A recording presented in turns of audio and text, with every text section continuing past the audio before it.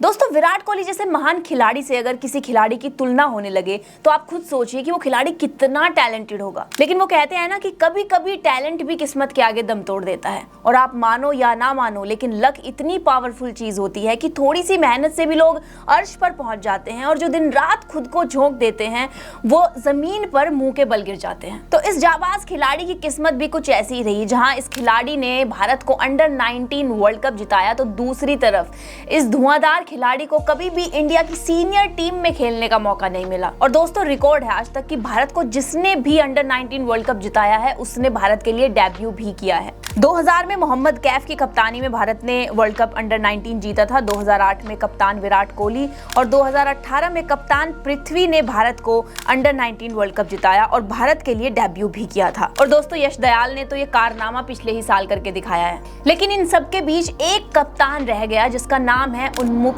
चंद।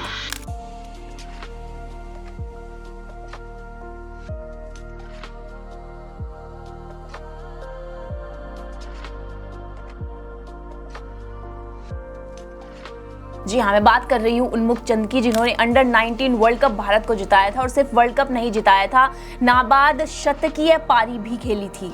जब हर किसी प्लेयर ने दम तोड़ दिया था तब इस अकेले प्लेयर ने अपने दम पर भारत को वर्ल्ड कप जिताया था। आप खुद सोचिए कितना टैलेंट होगा इस खिलाड़ी में। इनफैक्ट उस समय इन्हें भारत का नेक्स्ट विराट भी कहा जाने लगा था। लेकिन इसके बावजूद भी उन्मुक्त भारत के लिए कभी डेब्यू नहीं कर पाए और 28 साल की उम्र में उन्होंने संन्यास ले लिया। और मुझे लगता है शायद नीली जर्सी ना उनके नसीब में ही नहीं थी। और दूसरी तरफ वो कहते हैं ना कि जितने मुंह उतनी बातें। किसी का कहना था कि वो पॉलिटिक्स की वजह से पीछे रह गए तो किसी का कहना था कि उनकी परफॉर्मेंस में उतना दम नहीं था। लेकिन दोस्तों सोचने वाली बात है कि द नेक्स्ट बिग थिंग बनने वाला ये खिलाड़ी इतना पीछे कैसे छूट गया, आखिर क्या रही थी वजह। और दोस्तों ये तो जीवन में हर कोई फील करता है एक पॉइंट पर आकर कि जब उसे लगता है वो काबिल है लेकिन उसे वो मौका नहीं मिल पा रहा है। तो जो दर्द होता है वो हर कोई अपने तरीके से समझ सकता है। तो आज इस वीडियो में हम यही बात करने वाले हैं कि इस पोटेंशियल से भरे खिलाड़ी का डाउनफॉल होने की असली वजह क्या रही। लेकिन उससे पहले मैं आपका स्वागत करती हूँ हमारे चैनल पर। अगर आपने अभी तक हमारा चैनल सब्सक्राइब नहीं किया है तो सब्सक्राइब कर लीजिए, बेल आइकन को हिट कर दीजिए ताकि नई नई वीडियो की नोटिफिकेशंस आप तक पहुंचती रहे। दोस्तों उन्मुक्त का जन्म 23 मार्च 1993 में राजपूत परिवार के भरत चंद्र ठाकुर और राजेश्वरी चंद्र ठाकुर के घर में हुआ था, जो दोनों ही टीचर्स थे। उन्मुक्त को बचपन से क्रिकेट खेलने का बहुत शौक था और उन्होंने बहुत ही कम उम्र में बहुत कुछ अचीव भी कर लिया था। मात्र 16 साल की उम्र में उन्होंने रणजी खेली थी और मात्र 18 साल की उम्र में ही आईपीएल की दिल्ली डेयरडेविल्स टीम में भी उनका सिलेक्शन हुआ था, जो कोई मजाक नहीं है। विजय हजारी ट्रॉफी फाइनल में आसाम के खिलाफ 116 रन बनाकर उन्मुक्त ने दिल्ली को ट्रॉफी भी जिताई थी।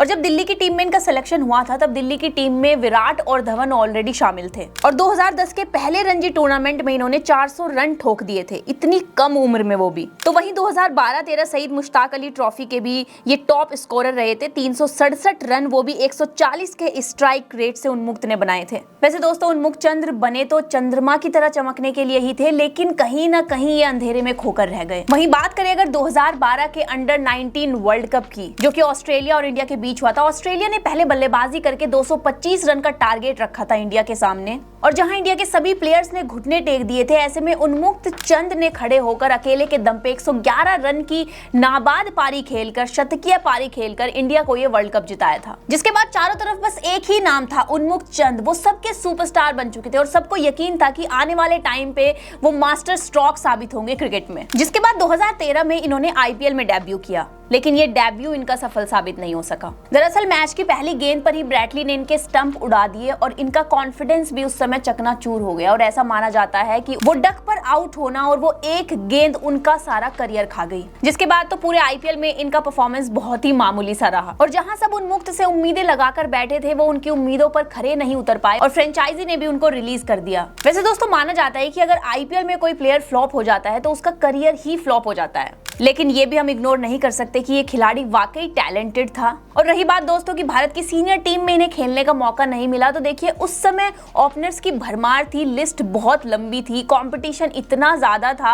अगर आप एक्स्ट्रा ऑर्डिनरी परफॉर्मेंस नहीं दे सकते तो आपका टीम में सिलेक्शन मुश्किल है, क्योंकि उस समय ओपनर्स की लिस्ट भी बहुत लंबी थी। मतलब मेन प्लेयर्स का तो आप छोड़ ही दो, सहवाग, सचिन और गंभीर में तो हमेशा ही रोटेशन लगता था, लेकिन वहीं बैकअप में भी काफी सारे नाम थे, जैसे कि अजिंक्य रहाणे, पार्थिव पटेल, मुरली विजय, अभिनव मुकुंद, शिखर धवन और कुछ डोमेस्टिक क्रिकेटर्स भी थे जो बेहद ही अच्छी फॉर्म में उस समय दिखाई दे रहे थे।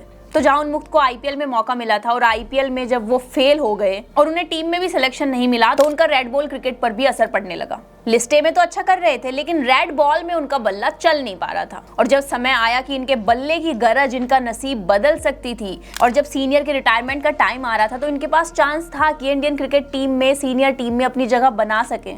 और जब जब भी ये लिस्ट ए क्रिकेट खेलते थे तो इनका ताबड़तोड़ परफॉर्मेंस रहता था, लेकिन दिल्ली के लिए डोमेस्टिक क्रिकेट खेलते वक्त इनका बल्ला हमेशा ही खामोश नजर आया, इनकी परफॉर्मेंस हमेशा ही फीकी रही। और दोस्तों दिल्ली में माना जाता है कि पॉलिटिक्स और जेलस फैक्टर कुछ ज्यादा है तो पार्शियलिटी भी यहाँ पर होती है। लेकिन वहीं अगर आप दिग्गज खिलाड़ियों को देखो जो दिल्ली से ही निकले हैं, इतने धुरंधर खिलाड़ी, चाहे फिर वो सहवाग हो, गंभीर हो, आशीष नेहरा हो, ईशांत शर्मा हो, शिखर धवन हो, विराट कोहली हो या फिर ऋषभ पंत ही क्यों ना हो, इन्होंने अपने एक्स्ट्रा ऑर्डिनरी परफॉर्मेंस से हमेशा हर किसी का मुंह बंद किया है। और यही कमी रह गई उन्मुक्त चंद की कि वो अपना एक्स्ट्रा ऑर्डिनरी परफॉर्मेंस दिखाने में हमेशा पीछे रह गए। जिसके बाद वो मुंबई के लिए आईपीएल में खेले लेकिन वहां पर भी उनको ज्यादा मौके नहीं मिले तो उन्होंने खुद एक स्टेटमेंट दिया था, एक इंटरव्यू में बोला था कि अगर मुझे खेलने का मौका ही नहीं मिल रहा है तो क्या फायदा है, इसलिए मैं उस टीम से खेलना चाहूंगा जो मुझे खेलने का मौका दे सके। और उन्होंने एक टीम से बात भी की, टीम का नाम तो उन्होंने रिवील नहीं किया लेकिन ऑक्शन की जब बारी आई तो किसी भी टीम ने उन पर बैट लगाने से मना कर दिया। और दोस्तों यही वो साल था 2016 जब ये इंडिया के लिस्ट ए के कैप्टन थे, जिसके बाद इंडिया ने इन्हें डोमेस्टिक सर्किट से भी ड्रॉप कर दिया था। आईपीएल में भी ये अनसोल्ड चले गए और डोमेस्टिक में भी अगले 3 साल तक इन्हें पिक नहीं किया, जिसके बाद इन्होंने उत्तराखंड से खेलने का मन बनाया लेकिन दोस्तों वहां से भी इनकी ग्रोथ नहीं हो पाई। तो 2 साल कहीं भी मौका ना मिलने पर फाइनली 2021 में इन्होंने 28 साल की उम्र में, मात्र 28 साल की उम्र में संन्यास ले लिया इंडियन क्रिकेट से, जिसके बाद बीपीएल खेला और ऐसा कारनामा करने वाले ये पहले भारतीय भी बने और फिर माइनर लीग क्रिकेट भी खेला और सिलिकॉन वैली स्ट्राइक्स की कप्तानी में ट्रॉफी तो जीती ही, साथ ही साथ 16 पारियों में 612 रन की ताबड़तोड़ पारी खेलकर टॉप स्कोरर भी रहे क्योंकि उन्होंने अपनी टीम सिलिकॉन वैली स्ट्राइक्स को चैंपियनशिप खिताब जिताया। 2023 सीजन के लिए उन्हें अटलांटा लाइटनिंग में शामिल किया गया, जिसके बाद उन्मुक्त ने 18 जनवरी 2022 को मेलबर्न रेनेगेड्स के लिए अपना बीबीएल डेब्यू किया और बिग बैश में खेलने वाले वो पहले भारतीय खिलाड़ी बने। नवंबर 2022 में बांग्लादेश प्रीमियर लीग के लिए खिलाड़ियों के ड्राफ्ट के बाद उन्मुक्त को चैटोग्राम चैलेंजर्स के लिए खेलने के लिए भी चुना गया और वो बांग्लादेश प्रीमियर लीग खेलने वाले भी पहले भारतीय बने। वहीं दोस्तों अब जल्द ही जैसे कि T20 वर्ल्ड कप आने वाला है जिसको लेकर सभी काफी ज्यादा एक्साइटेड है, तो ऐसे में न्यूजीलैंड की टीम ने उन्मुक्त को जगह नहीं दी तो उनके फैंस काफी ज्यादा निराश है इस बात से कि वो डिजर्व करते हैं, उनको टीम में रखना चाहिए था। वैसे आपका इस बारे में क्या ख्याल है? वैसे दोस्तों आप कितना एक्साइटेड हैं और आपने उन्मुक्त चंद की इस जर्नी से क्या सीखा? नीचे कॉमेंट सेक्शन में हमारे साथ जरूर शेयर करें। वीडियो पसंद आई हो तो लाइक और शेयर जरूर करें, चैनल को सब्सक्राइब करें। मैं जल्द मिलती हूँ एक नई फ्रेश धमाकेदार सॉलिड बिंदास वीडियो के साथ, लेकिन तब तक अपना ध्यान रखें और खुश रहें।